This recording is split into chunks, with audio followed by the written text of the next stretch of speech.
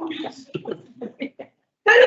so no mai haere mai. Welcome to this meeting of the Cromwell Community Board. We are kicking off our meeting with a bunch of students from Kahui Kuawai, our senior school team from Kuawairua, room 7, who have come to talk to us today about their concerns with rubbish and dog poo in our greenways.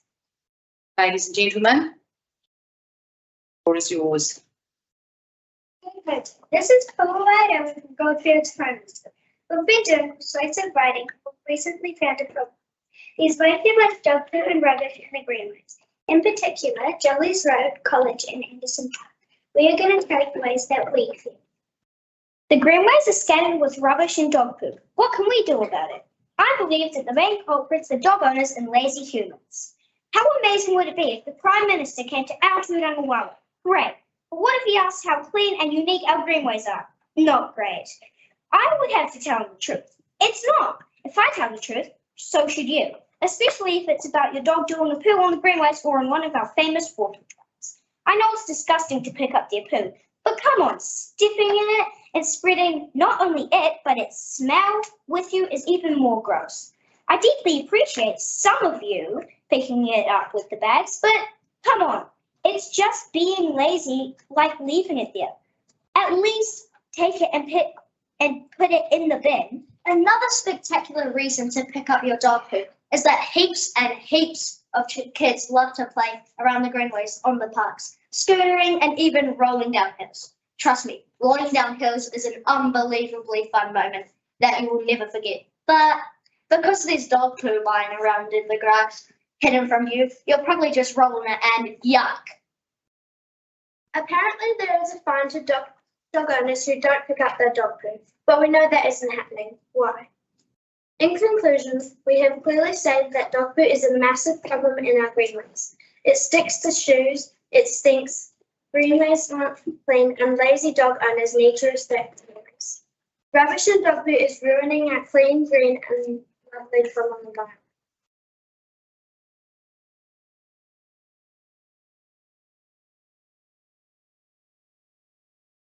Overall, we believe that if this council invested in place a bin at the main shipping track, such as Goldfields Mining Track or a rubbish bin between Jollies Road and Cromwell College, problem solved. Without a doubt, the dog owner would have more respect for his if they see a bin or tub of bags available, don't you think? We would.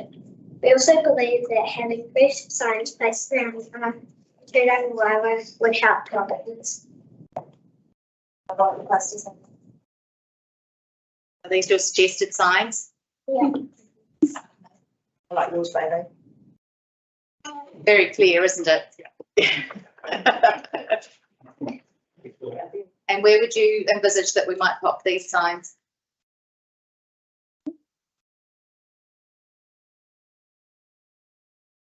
Like College, near College, Jollies and Anson's Park.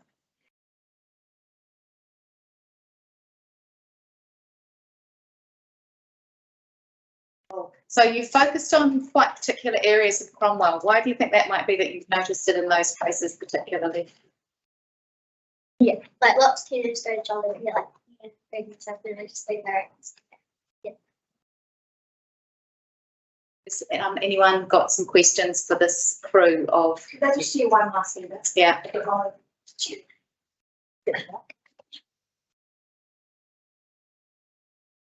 This is us land farm. Our land's on you. Maybe, just maybe, there's a bit too much poo. If anyone out there thinks they are cool, leaving your rubbish makes you look like a fool. Soon we'll be swimming in a pool of poo. Now we look like a fool. Yes, you. Don't be afraid to pick up the litter. Don't be afraid to pick up the rubbish. Be like a crab. Grip your dog's poo bag. Between Jollies and Colleges, we the bin is meant to be. Provide some poo bags free for you and me. On our gorgeous walking tracks is where the bin needs to be. Might help make better decisions for he and she. Grab it, scoop it, wrap it up tight, chuck it in the bin with the money. You put it in a bin, it's a win-win.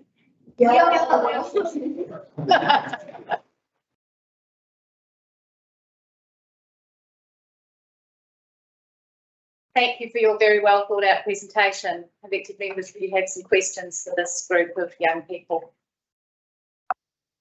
Yes, Sarah. You guys are obviously very conscientious. You're year 6. Most of you, some of you, year 5 and 6. Yep, right. So when you're going through to college in the next couple of years, you're going to be those kids that are at Jollies and then they're walking down to college. What do we do from inside? We can put up lots of signs. We can put signs up everywhere. There are some signs. I think the people that are putting their rubbish out or leaving dog poo on the grass, I think they know the signs are there and I think they know the rules, don't they? Everybody that's got a dog knows the rules, but they're choosing not to. So what can you guys do to help us when you go to college and you are those kids? How are we going to do this from the inside as well as from outside? What can you do? Not drop rubbish, that's a good start, yep. But I don't think any of you would. You're not going to come here and do that or some presentations and go and leave a chat wrapper outside Jollies, are you? What can we do at school and at college when you get there to change the way people behave? Tell them and people to, things. Yeah. So can you guys be ambassadors for this tip? Do you know what an ambassador is? Somebody that's proud to be here and they, you promote Cromwell and you go out there and say, hey guys, don't be a jerk. Don't throw your rubbish. That's a big call. It's like stopping bullying, isn't it? If you see somebody being bullied and you have to go and say, hey, that's not cool. That sometimes that's harder than it sounds, isn't it? Can you do that where people drop in litter and people walking their dog and you see the dog do a poo and say, hey mate, got a bag for that? And then maybe we could put some dog food bags out, like you say. That's something we've looked at, isn't it already? We've been looking at where we can put those holders for the poo bags and say, oh, did you forget your bag? Because there's some down there. So you've been helpful. Are you guys able to do that with us? Because we can do our part and support that, and we totally agree with everything you've said. But it takes all of us to do that together. So do you think you guys could start a movement where you start policing it from the bottom up as well? Yeah. Boys, what have you got? This is our rubbish we picked up today coming here. Just from Goldfields and Yeah. and what kind of rubbish is it in here? Is it all like from Jollies, like packets and stuff? Yeah, like Wrappers, food cans, rubbish, and just like lolly wrappers. You haven't got any dog food in there, have you? Yeah, we for that. But don't We've still got a dog food with us today. Thank you. Any other questions? Comments? Do you think that some of the dog poo maybe is people whose dogs wander? Yeah. I think that might be a problem as well.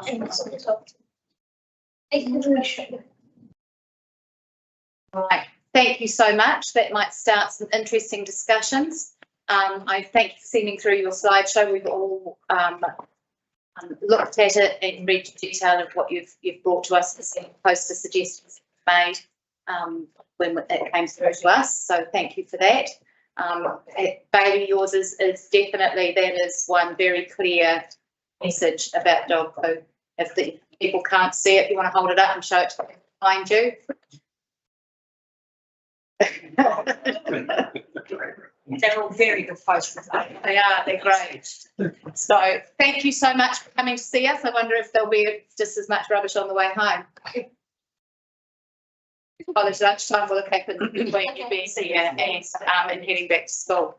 Thank you so much for your time and compassion and your energy and for the work you've put into your persuasive writing to persuade us to do something about it. Watch this space. If we don't do something about it, you'll probably come back again next year, won't you? Thanks, guys. Very good.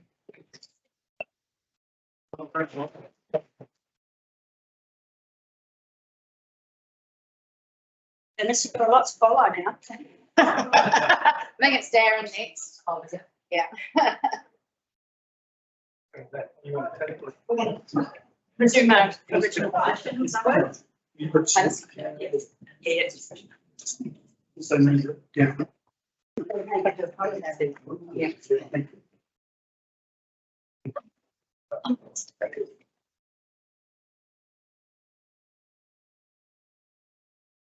Darren, public gallery's just filling up, so.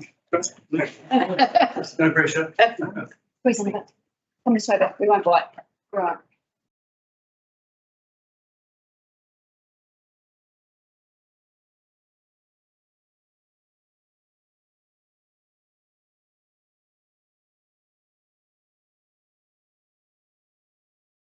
You want to Darren, who's you speak about suggested works accommodation at the Cromwell Racecourse.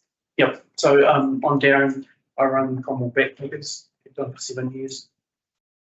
As a group of us who provide affordable accommodation for people, workers, etc. There's a real shortage of it, really bad. And so the small group of us are maybe thinking of asking the council for a bit of land to lease, provide a campground style accommodation. We do need a bigger campground in Cromwell. It's not enough. I think we've got Carrot Campground is going to finish in, I think, 4 years. The chalets, I think, 1.5 years left. And that's going to leave a big gap for accommodation for workers in this town. That gap needs to be thought about now rather than 1.5 years down the track. And all of a sudden, we've got no accommodation for anyone. Can we don't end up like Queenstown. We've got no accommodation for workers. It's going to stifle the town. So yeah, the group of us, there's already at least one person living in a car in Cromwell now, working on accommodation. In this sort of campground scenario, a lot of cabins to suit. There's certain people that don't fit into the flatmate situation, whether they be a bit older and don't fit in with that. So we need places for them. I've had a few of them in my hostel and I've had them as long as I could, but they just don't work around others too much. Yeah, there's a huge shortage, particularly in the cherry season. Of course, there's a lot more needed, and we need affordable accommodation, not just any old accommodation. It's got to be affordable for all the workers. Having the backpackers there, my landlord just put my lease up by 9,000 per year, and it gets to a point it's really hard to provide that affordable accommodation. And that's why we're asking for maybe some land to use. So you've come on my notes there. It's suggested on racecourse. Have you got an association with the racecourse, or that you're just suggesting that No. that the large piece of land that's there? You're looking for any. It doesn't have to be there. Just sort of what's available for this purpose. So there is a huge block beside Rickenvale Road that I believe was potentially leased out a few years ago for some venture that didn't happen.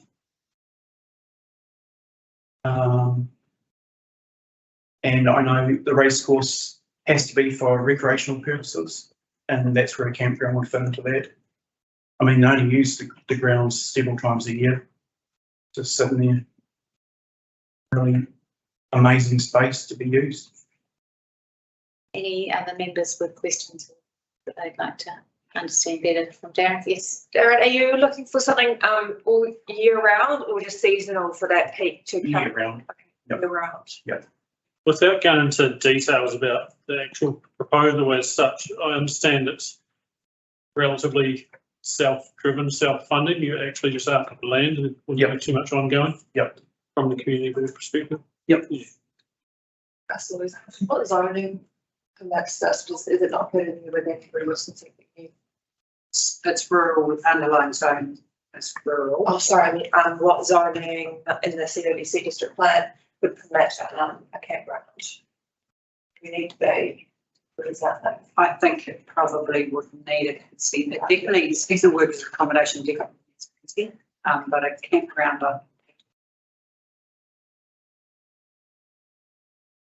Else? How many of the orchards are providing accommodation for their workers? It's a few of them, but their accommodation just sits idle most of the time until they need it for their seasonal workers.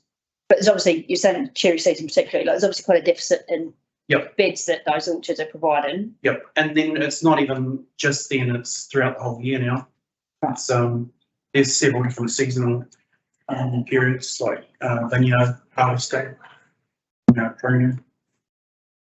But it's more than that. I'm at my hostel, I'm getting people staying that are working as landscapers, working as builders, families who can't find a house.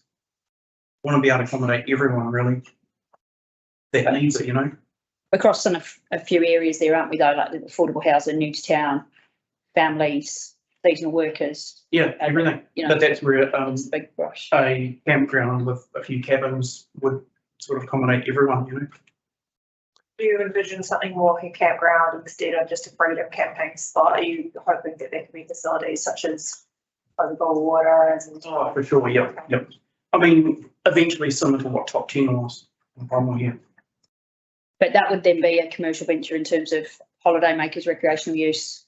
So those pinch points of cherry season in particular, say, that Yep. obviously that coincides with peak summer. So Yep. we're still looking at. I mean, so you just got to provide enough to cover for that, even if it's like a hostel style building on site that would accommodate the pickers. They don't need something flash, they just want cheap and comfortable. Madam Chair. You'll agree, don't you? Sorry, Neil. Yes, I Neil. was just a question. Would the issue not be more around the longer term accommodation on the basis that the orchards in particular from a seasonal perspective mostly probably are, and if they're not, certainly should be looking after their own on-site accommodation, and most of the bigger ones certainly seem to be doing that. But isn't the issue more about the acute housing need of families and people that are working here full time? Yeah, but they cross over because in the peak cherry season, a lot of houses have been taken up by pickers. So the families can't come in at that point. And even at my hostel, for example, I've got a cherry company that leases my whole building through that period. So my workers have to go elsewhere. There's nowhere for them to go sometimes. I suppose the other thing, Madam Chair, is just to maybe make sure the connection made is some pretty quick discussions need to be able with council staff to confirm the fact whether the race course is able to have any of that sort of venture in the first place, because there's probably a couple of hurdles that make that more difficult other than just resource consents. Yeah, I think so. I think that it would be whether what you're proposing falls under campground or whether it falls under workers' accommodation, because I think that they would be seen as two different things in terms of resource consent and the nature of the operation. And yes, I believe that the racecourse with recreation reserve in post campground, but may not be able to host workers' accommodation. So at the moment that sounds like semantics, but it might also be that there's some real differences about what those two things are and how that looks. But even the Top 10 as it was, workers were staying there as well. I mean, a campground is accommodation, it's whether it be for 1 day, 2 days, a week, a month. We certainly recognise, I think all of us in this room, that there is a real need for accommodation of all sorts in Cromwell that is affordable and available and gives people a bit of security of tenure in their home. Thank you for coming and chatting with us today. Is there anything further from you members? But I think that there's probably a few more conversations to have to think about, well, what is the need? What sorts of what place do we have in that conversation, and how can we support something to start happening? So, and it doesn't have to be specifically about the race course, just any land doesn't matter really. It's needed. Thank you so much for your time, Darren. Thank you. Appreciate it. Thank you.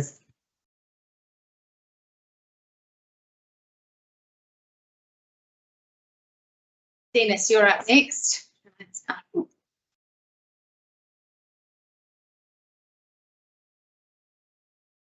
Good chair. You get to sit in the big chair. They were those kids good. They were. Sorry? They're pretty awesome, those kids. Just further with that, one day we had a great big pile of poo on one of our tennis courts. On your tennis court? I told the woman to remove the tile, but it didn't seem to matter, so. That's just further to what That's- they're talking about there. The netball courts in the same. Fenced off, but six reports in term two. Dog poo on the courts and the, yeah. Well, there you Don't go, make you've plans up. started conversation, kids. Yeah. So Dennis, you are here to talk about the Cromwell Tennis Club. Yes, thank you for the opportunity to address the community board on behalf of the Cromwell Tennis Club. I'm Dennis Booth, president of said club. Our tennis club is very keen to have its own clubhouse where members can sit under shelter while waiting for their turn to play or watch games. We also know that the council is keen to follow policies as set out in the Sports Park Reserve Management Plan 2015, which promotes that all buildings should be multi-use structures. Despite this rationale, there are many single-use sports buildings currently in use: cricket club, hockey club, football club, etc. We ask council to reconsider our request for approval to set up a fully donated 20-foot container, which would fulfil all our requirements and offer shelter for our players, storage for our coaching equipment, and would also tidy up the fence line by removing some trees deemed to be dealt if we pass the use-by date. There will be no cost to the ratepayer, and aesthetically it would brighten up a dull area as well as meeting our club's objective to attract more players, offer better facility for coaches for the youth of Cromwell, and be an asset for the high school. We know that council are keen for us to use the rugby club rooms, but the distance from our courts does not make this a sensible or feasible option. And we are backing from a potential coach, Paul Wallace, to confirm this. I'm finishing all work carried out will be at the tennis court's expense and professionally done. It will be absolutely no cost to the council and would be maintained by the tennis club. Thanks very much for your time, and I hope we can come to a satisfactory solution. And thanks to all my little followers there, the members of the club. I have a little picture if you want to see what it would look like. I don't know whether you've actually seen that, and I have a letter from my coach just to confirm. You want to pass those around? You can have them around. They might want to have a look at that. Thank you. Have a look.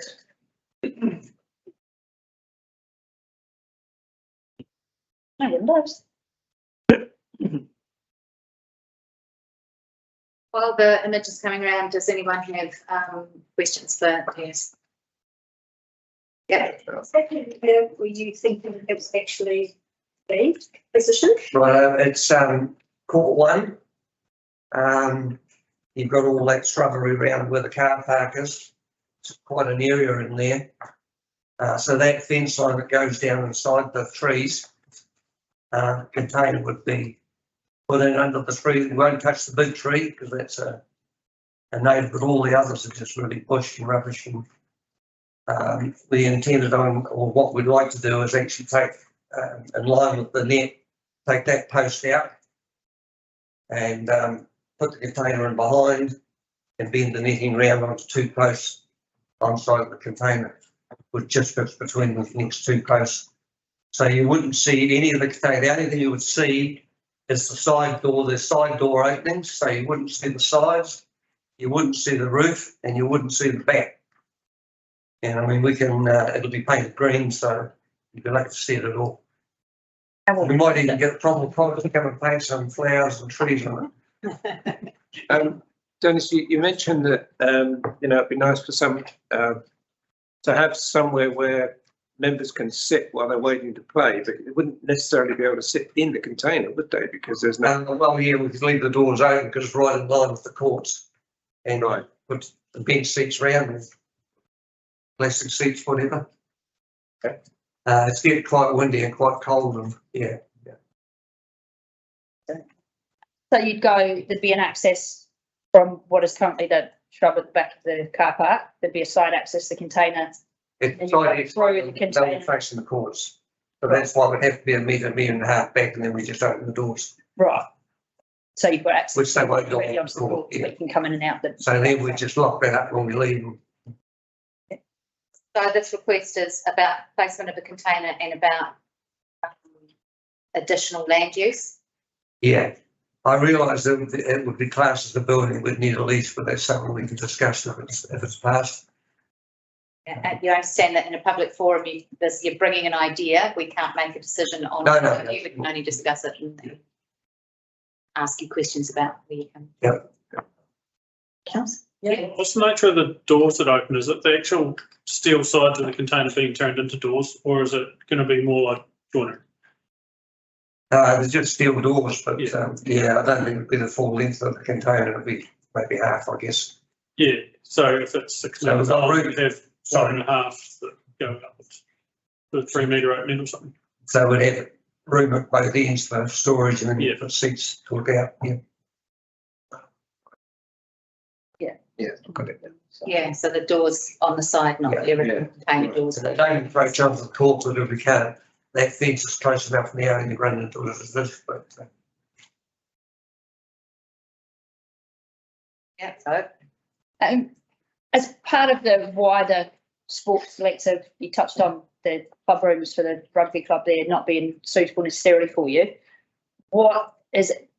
Do you see those sports being cohesive in any manner, that there's anything we could do moving forward as we're looking at how to solve these problems, rather than like, what I see as your solution, which is what you kind of mentioned before with football and rugby and hockey have all got their own. We're now adding another much more simple, smaller version, but we are adding yet another single sport use container. Do you see any option for a shared facility somewhere that would work for you with proximity to where you are? Yeah, definitely. I mean, if something was built at the side of something with a bit of a grandstand thing on, would be great. Yeah, we'd back that to the hook. Yeah.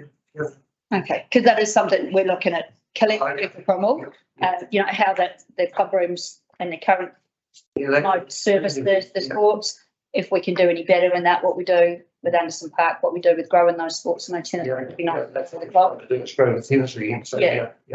So providing that it doesn't, because obviously we're talking right on the side of the court here, and that's convenient. But if it was slightly further away, but a multi-use facility, that'd be something as a club you'd look at working in with. As long as it's not too far away, because you wait for your turn, you can't be sitting over. So is this more about shelter while you wait for your turn, or is it more about socialising between and after? No, it's more for the health and mental being of the players, and for coaching as well, for the kids and all the rackets and balls and what you get. So shelter and storage would be your first priority, but then yes, potential and shelter would be Okay.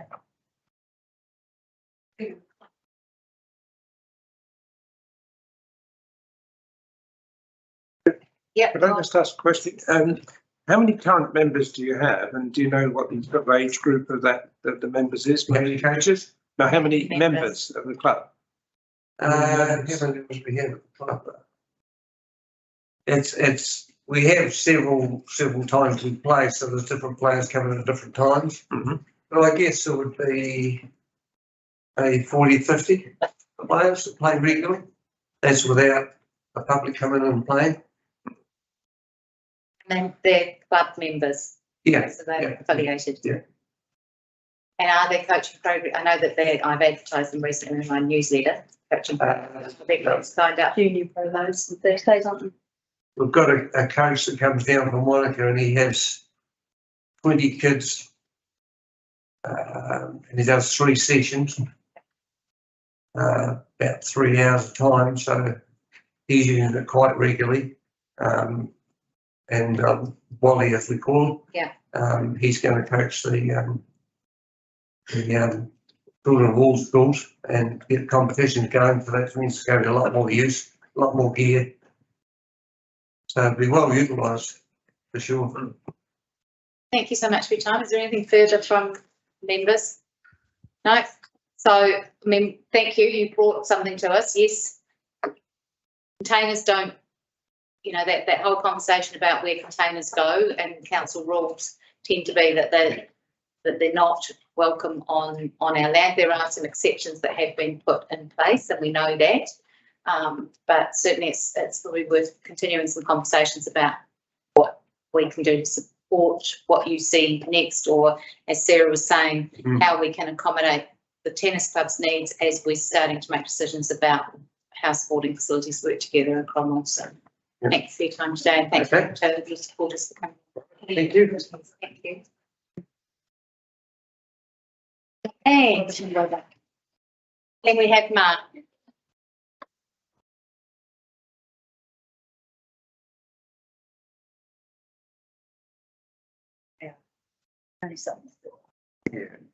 Yeah, that's such good. 30 seconds, I think.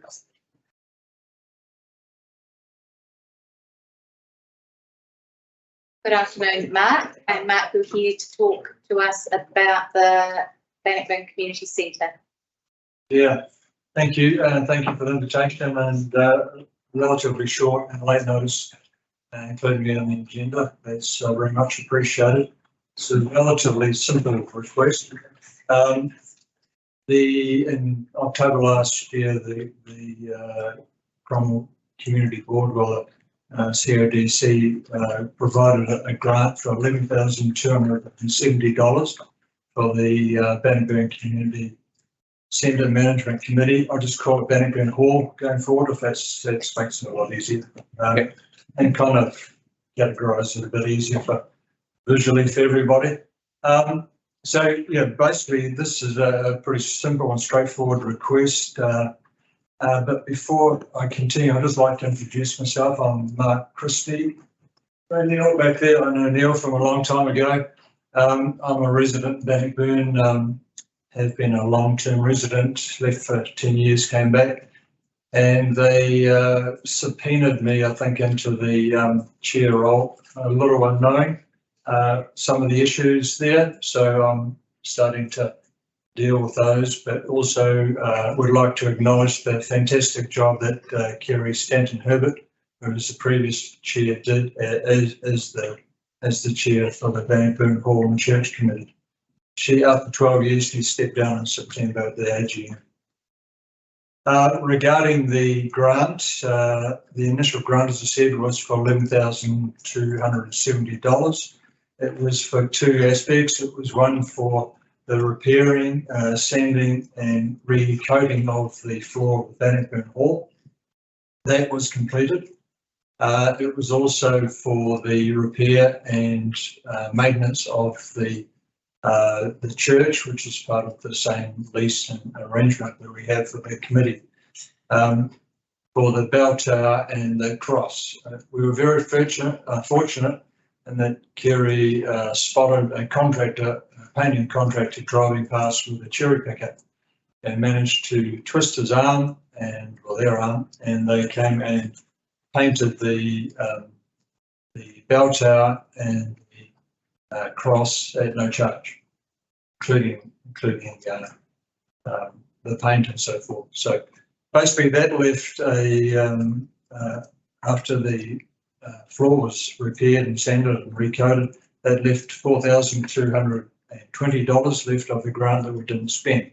So the request that we're making here is that we use that to repaint the interior of the hall and the hall itself and behind the stage area, which is getting quite tatty. People have been using the walls to plaster things up, to put posters and that sort of thing. It's ripped the paint and it's ripped some of the plaster off from behind.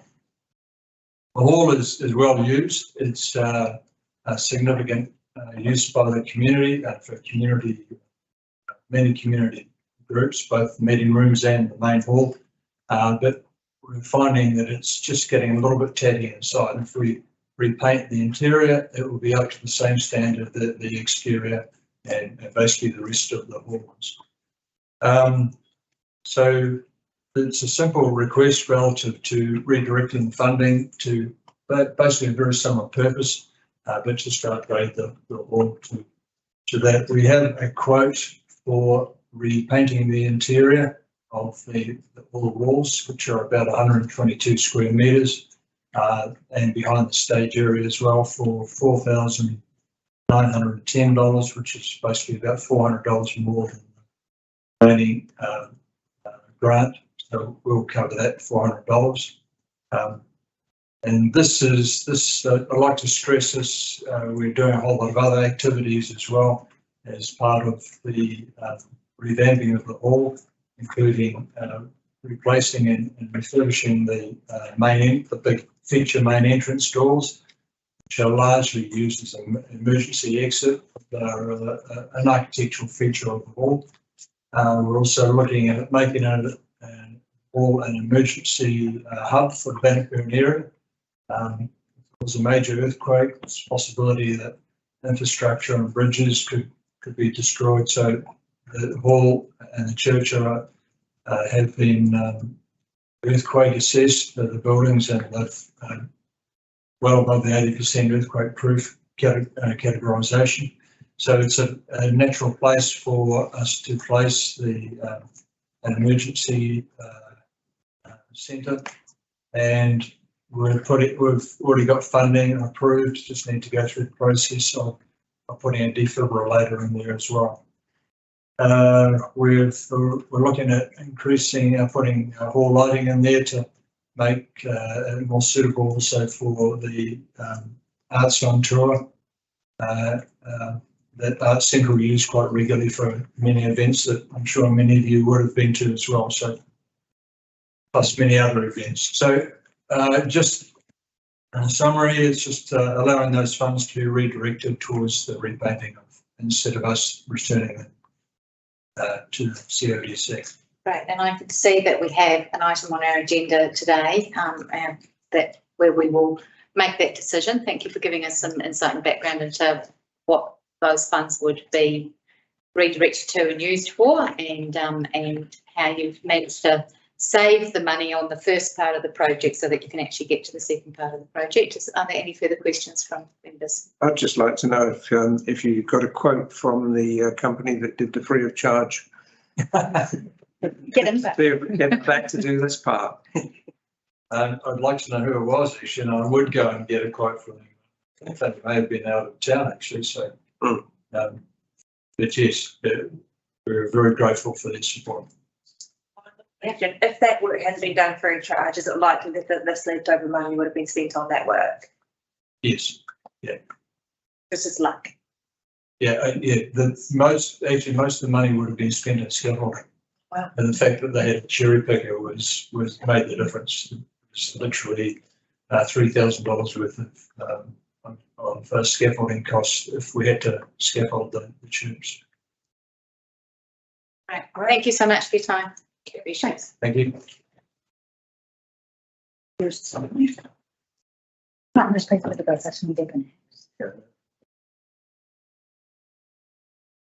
That takes us, thank you, to the confirmation of the minutes of the last meeting from the 13th of September. I've got a apology. No, he's not a member. Okay. Just no. No show. Is there anything from those minutes? No, right. I have a mover and a seconder. Thank you, Sarah and Bob. All in favour? Then to page 14 and the declaration of interest. So just to remind you that in the appendix of things that are declared interest, and if there's something in the agenda today to stand aside from discussion if there is a conflict there. And then that takes us to the first item of the day, 23.8.2 on page 17, just the Bannockburn Community Centre Management Committee Grant Accountability. And then it dribbles out on my agenda and and request. I'm very careful to add to what was presented in the public forum. It was just good luck that this happened, and a great community-minded contractor going past, and yeah, you could request for repayment of the grant and they could reapply, but this seems. Bit of a referral. Opposite. Any discussion? Okay, the recommendation is on page 17. A, that the Cromwell Community Board receives a report and accepts the level of significance, and B, notes the accountability report from the Bannockburn Community Centre Management Committee, and C, agrees to allow the Bannockburn Community Centre Management Committee, Hall was much simpler, you're right, to use the unspent portion of the 2022-23 grant of $4,519.50 on repainting areas in the main hall. Thank you, Cheryl. Thank you, Wally. All in favour? Aye. Just what it was painting, but and then 40. Go to page 34 of your agenda. The Central Lakes Equestrian Club. Thank you. So this has been around for a little while. So in 2018, the Central Lakes Equestrian Club sought 150k from the board as a contribution towards establishing a water or an irrigation system on the Racecourse Reserve. And this was deferred, as you can see in the report, and the development plan was requested. The club prepared a business plan in 2020,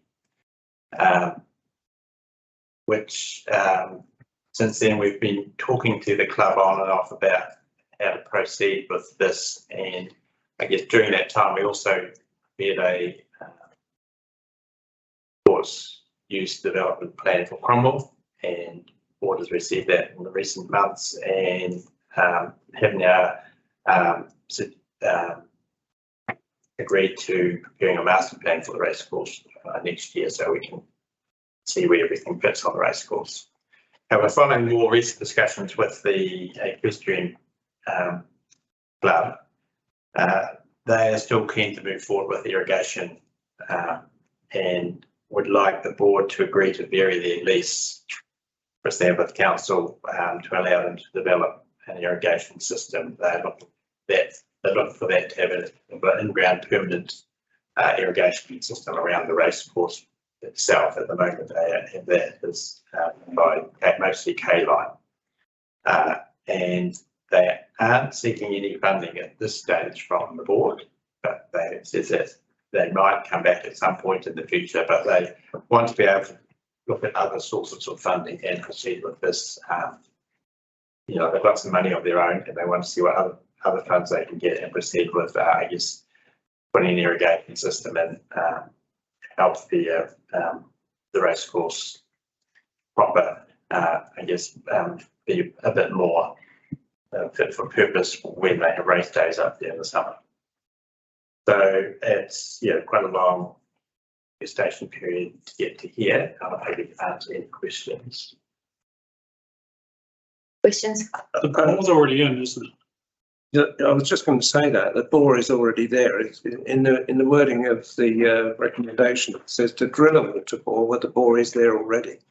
As I understood it, all they wanted to do was actually fit a pump and the associated sort of infrastructure to get it to the racecourse. I don't think the bore's in there. They need to enact a consent to fill it. Yeah. They've got consent for the bore. They need to enact that consent to. They need to have another consent to take the water. So they've got two consents.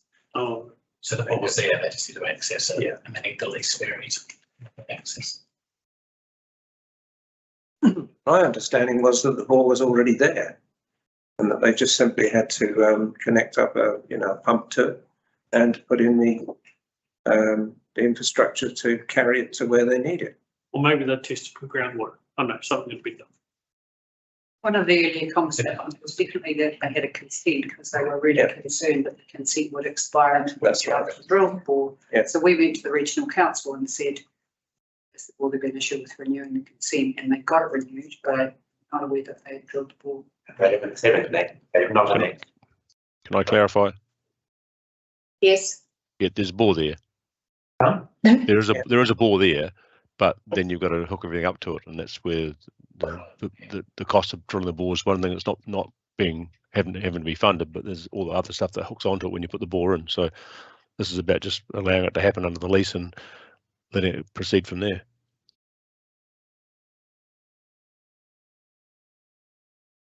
This is quite a different request that's come to us this time, because previously the request has been for us to fund the steps for them at quite some considerable cost. Are they looking at, my understanding was at that point it was quite a lot of the land that they were looking to irrigate. Are they looking to pare that back a bit in terms of what they? Yeah, the conversation we have with them is just the race course, to have pop-ups around the race course. So they're currently feeding that water in from the dam further up, and they're on their limits as far as what that looks like. And so the proposal of what they're trying to do is have pop-ups around the race course to essentially cease using the K lines. So the race track, we should probably. Yeah, sorry, race track. Yes, absolutely. Yeah. Further questions, comments? People happy to proceed? Neil? Yeah, I'm just going to say the bore technically probably should have been put down in one of the lessor's improvements, because it was done by a previous lessee for the farm show thing that was going to be put there.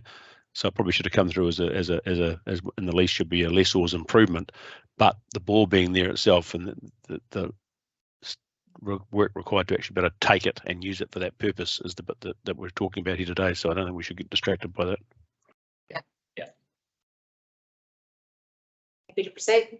Yeah. So the recommendations are on page 34, that we will seek to report the level of significance, agree in principle for the Cromwell Equestrian Club to establish an irrigation bore and associated infrastructure at the Cromwell Racecourse Reserve, subject to any racecourse consent and water permit requirements, agrees to vary the lease between the Central Otago District Council and the Central Lakes Equestrian Club to allow the Central Lakes Equestrian Club to drill a water bore and associated infrastructure in the Cromwell Racecourse Reserve, authorises the Chief Executive Officer to undertake the required action to give effect to this resolution, and E notes that the board will not provide funding for this project. Does it need to change in its wording if the bore is already drilled? Access the bore, then I guess. Yeah. Yeah.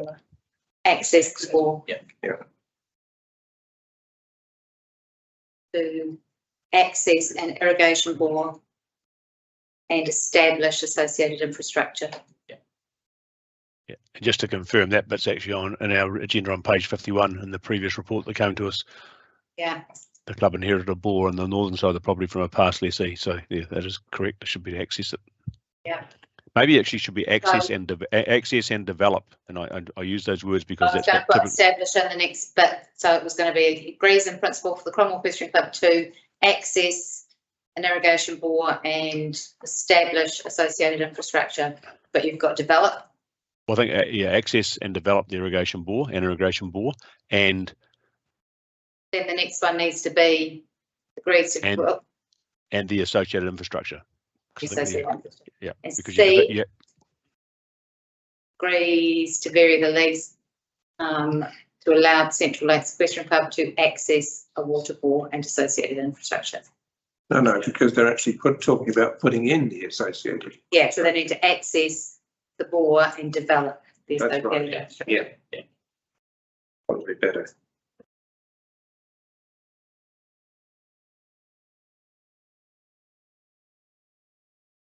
Clear on those changes? Do you want them read again?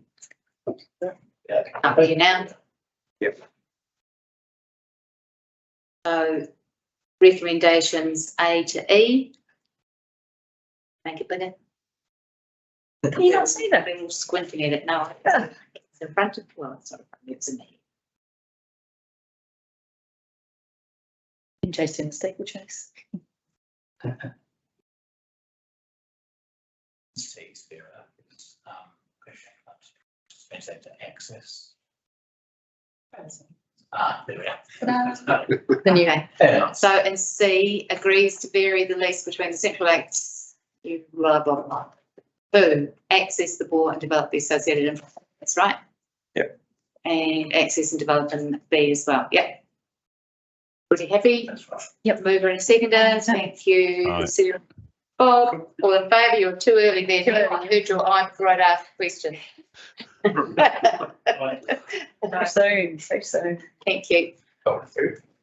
We have been one of Greenwood's. Wayne, the 2024 meeting schedule is on page 13. Is that day?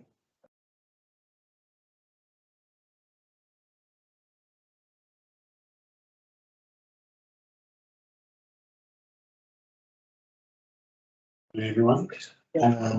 I've had it full thread. Just a couple of things to point out on the proposed 2024 meeting schedule. Most meetings will be on Tuesday, but they usually are, the exception of February and December, which make way for Monday to make way for the hearings panel. And the only other thing to mention is the May deliberations meeting. That'll be that's for LTP, and what we'll do is we'll run 2 separate meetings on the day. So some of us will come here, some of us will go to Rockborough. So that's what that means. Oh. Yeah. I'm happy to answer any questions. I've got one. Yeah. So on that basis, we'll be doing the submissions on the 7th of May meeting. Any LTP submissions? We're still planning what we're going to do for the LTP. Okay, cool. That's So that could be another meeting then, perhaps. Yeah, we're not quite sure where that's going to work in April or May. Yep. Yeah. We're bringing a paper to the November council meeting to get direction from council around the conversation around the verbal hearings and the deliberation and spacing. So coming short. And my second question was the Tuesday after Easter. How does that work out for people, and especially I'm thinking of school holidays more than anything else? Is that an issue? There's a holiday program. I leave them Run the risk of people being away, that's all. Well, we can quite comfortably move that down to Wednesday if that was a preference.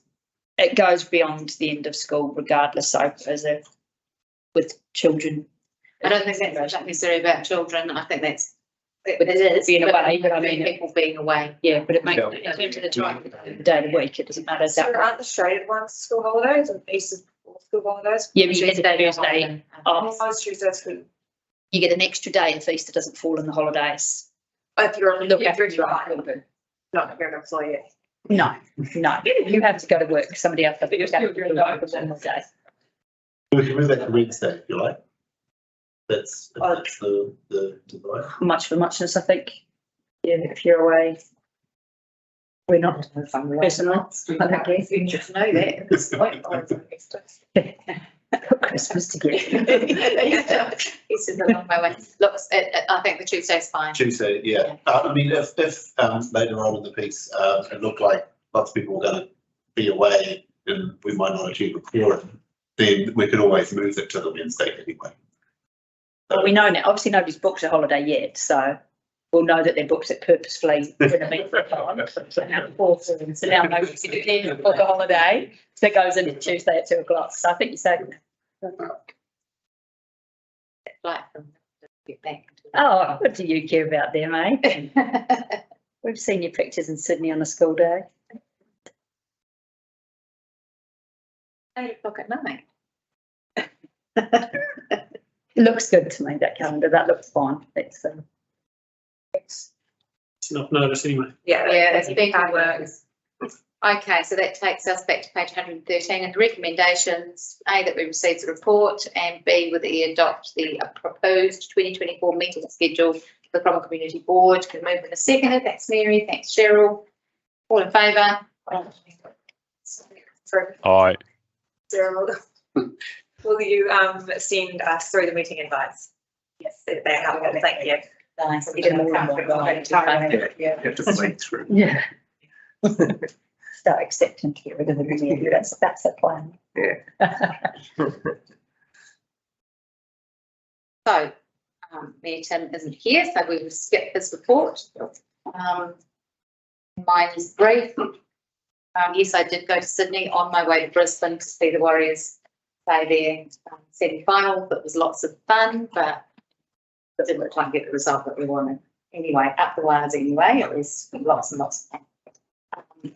I have been to, obviously the workshop that we all attended around the town centre that was held down at council rooms in Alexandra last week to get some updates from the design team.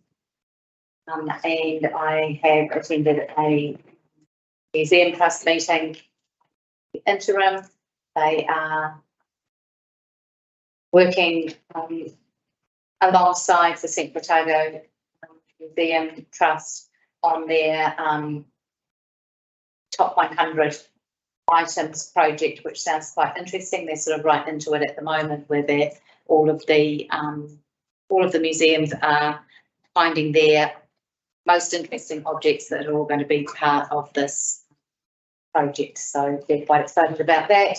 As usual, they've got lots of applications in for funding for all of their projects, and they've got an exhibition opening on Thursday of this week, which is around Chinese history, which would be really interesting. Unfortunately, I'm not available to go to the opening, but I'm sure that the exhibition would be a really good one to have a look at.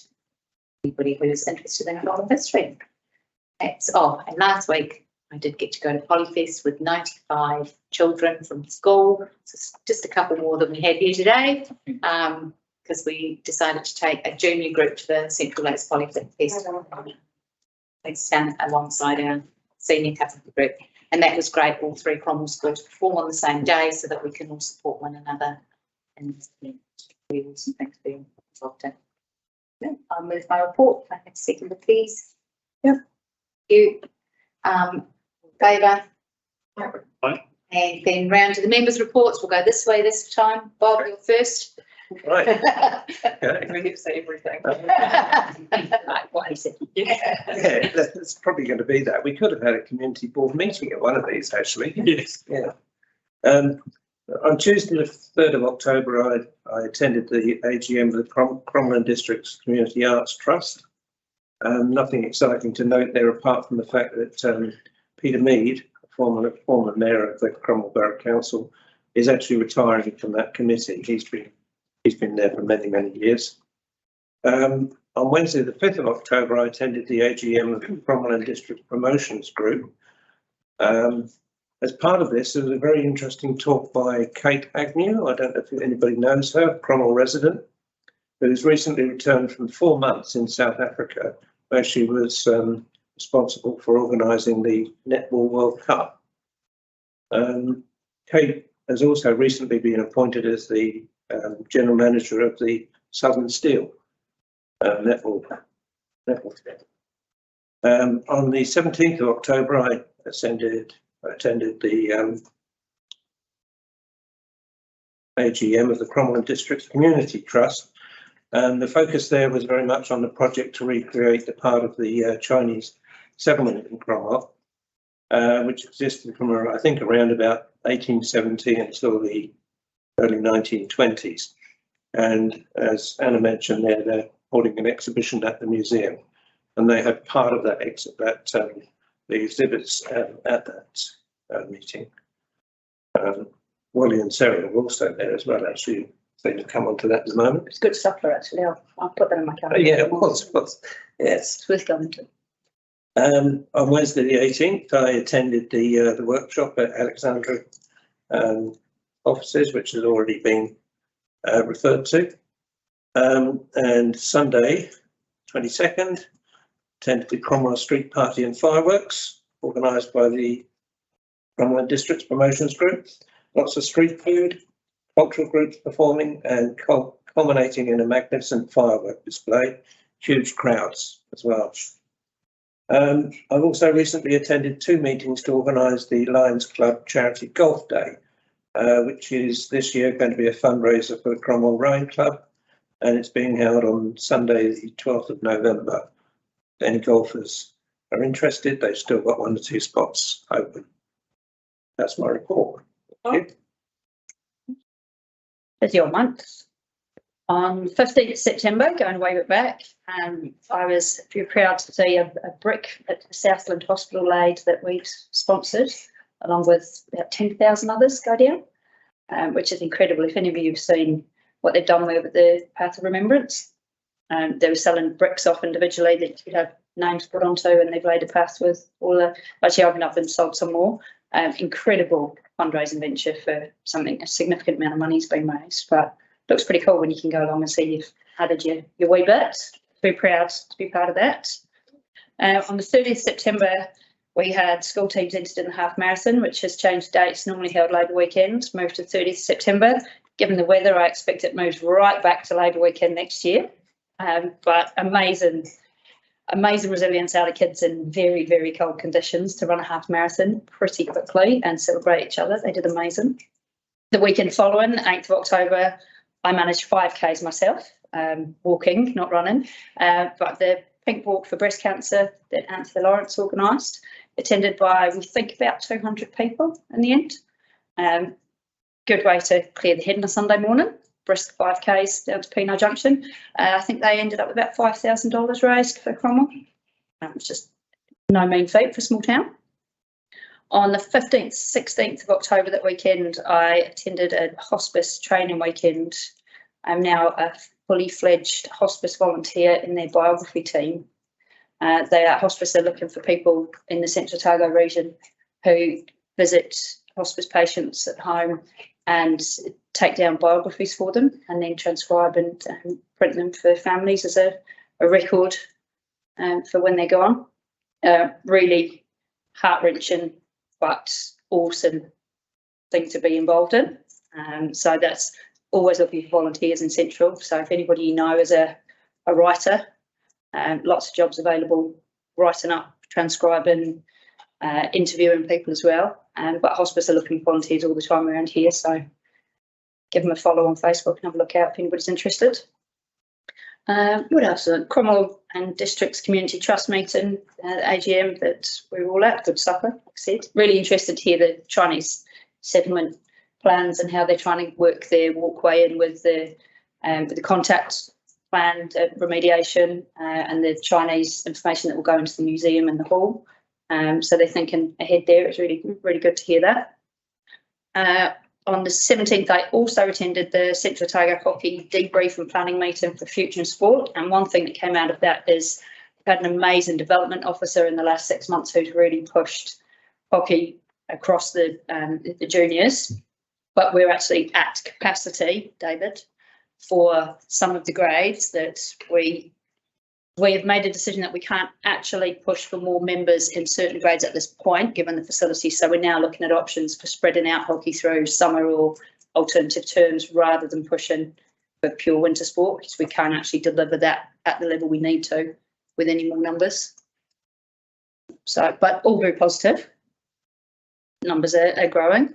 I went to the Polyfest with Anna, shipped some children who were very excited to be part of that, some for the first time.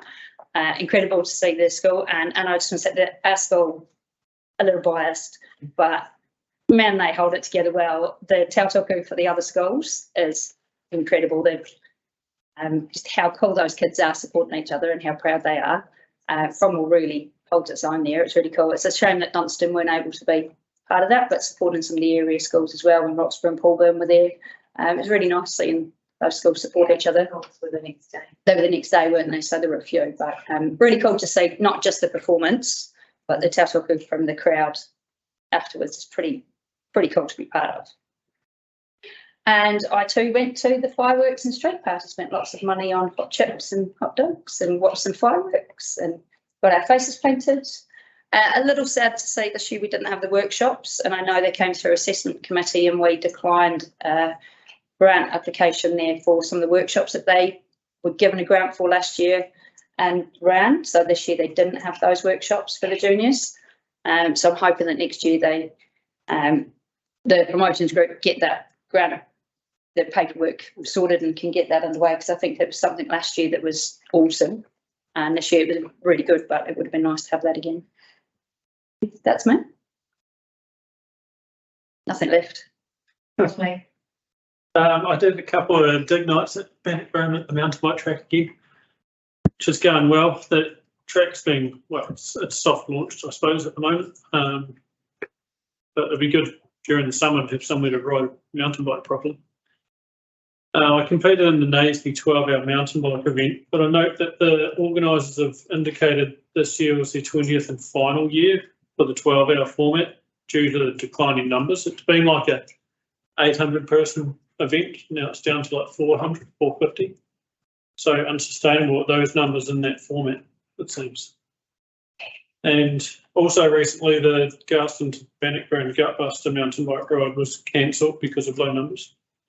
So this is all significant in the context of our last meeting with the Spirited Woman coming asking for promotional money, which they're obviously going all right. They're at 70%, wasn't it, I think? But these are events that bring people to the district, so it's significant, I think. I attended the Cromwell District's Community Trust AGM, and yeah, last week down in Alex, the workshop about the town centre development. Big Labour weekend at Tiana, a fishing competition. Got 9 on board and had a disagreement with 2 other fish. And made it back just in time for the fireworks.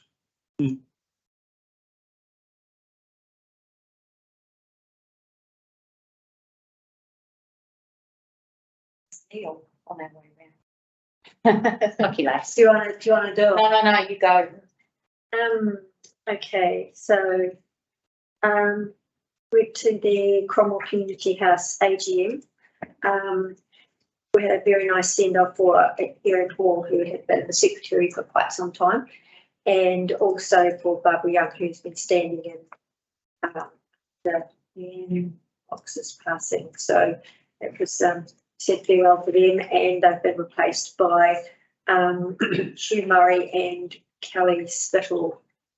So they're going to hold the reins. There was a historic precinct meeting on the 18th that they were mainly focused on obviously what's happening with the fireworks.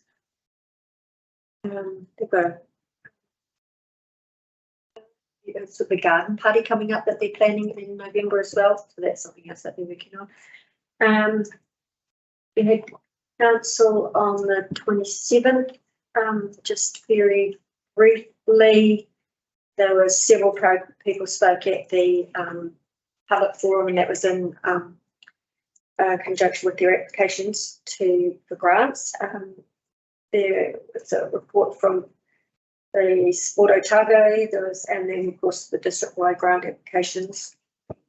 There was a report on the Cromwell aerodrome and updates from the Ramfurly water incident, and also the wastewater abatement notices. So that was an update. There was a paper on suppression on Bendigo Road, Loop Road, and then there was also a request for the formation of a legal road in Banterville, which is also going to come back to council again tomorrow. Water and dog control policy, and then there was the final recommendations for the local government review. So that came across, and then it was quite interesting to have a report on the residents' opinion survey. So that was interesting to see what our community thinks about where we're at and where we're going and what we're doing well and not so well. I too attended the workshop in Cromwell in Alexandra on the Cromwell Town Centre 18th. That was me. You can just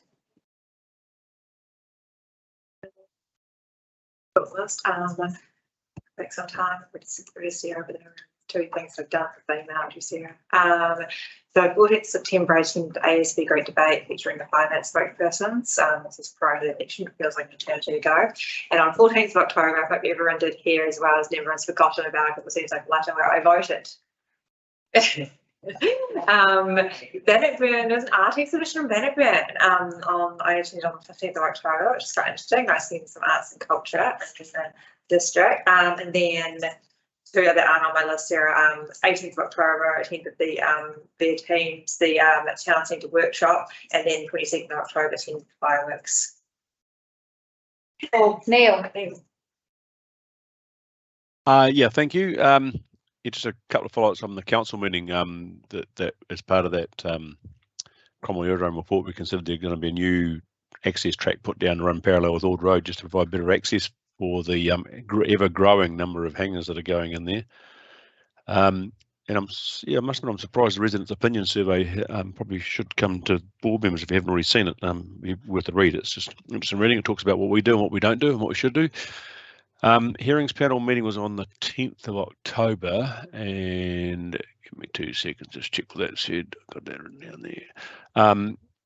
So we went through 3 applications. One was a subdivision in Insley Road.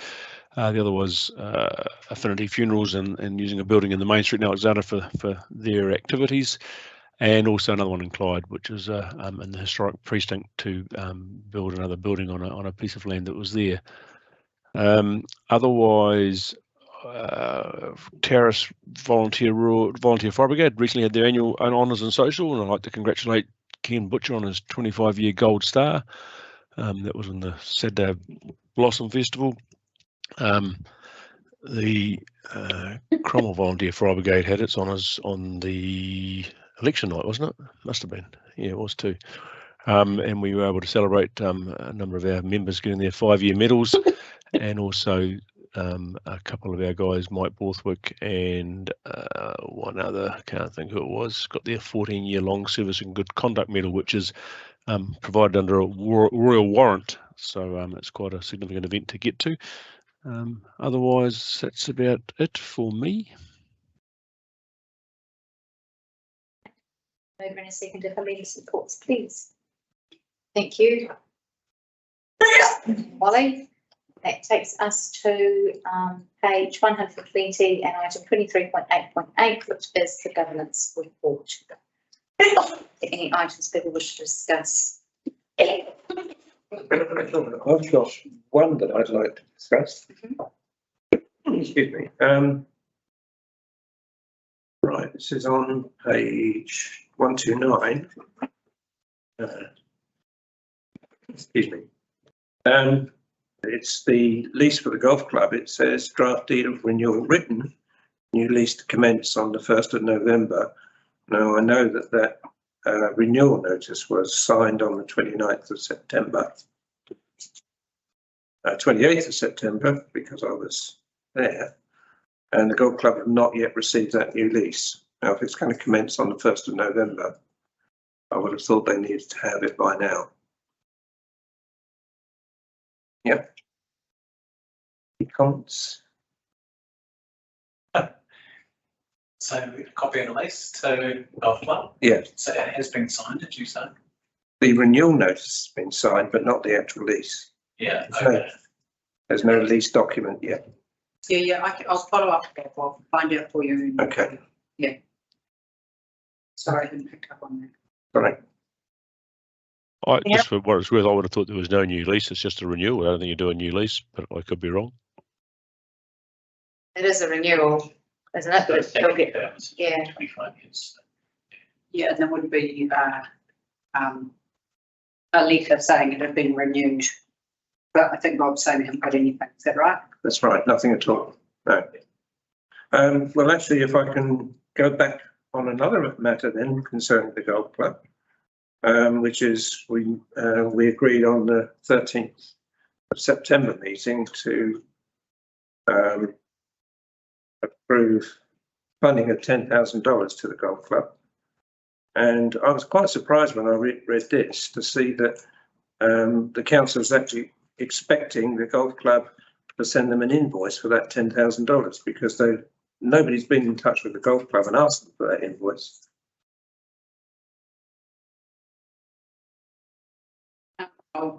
I'll pick that up at the same time. Okay, thank you. Anything else that anyone else wants to discuss or noted or?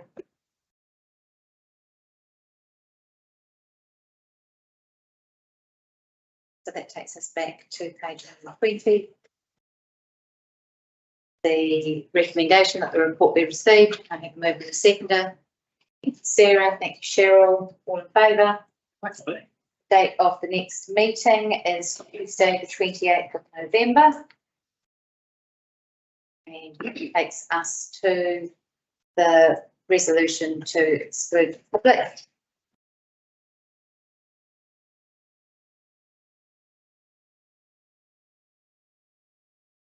I'll move.